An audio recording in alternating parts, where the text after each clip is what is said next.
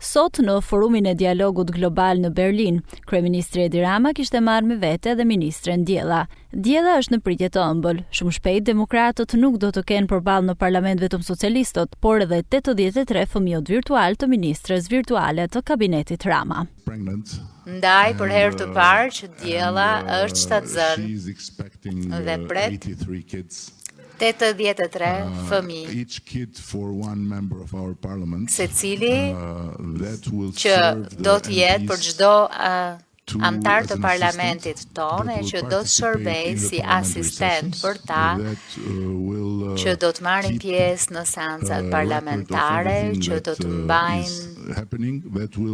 shënim për gjithçka që do të ndodhë dhe që do t'i informojnë e do të sugjerojnë antar të parlamentit lidhur me reagimet e tyre dhe këta fëmijë do të kenë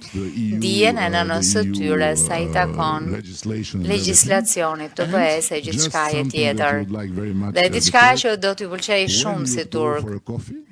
që kur të shkosh për kafe, dhe në fakt ne kemi kafe shumë më të mirë se sa në Gjermani, siç e dini. Pra,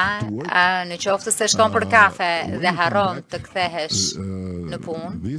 kur kthehesh,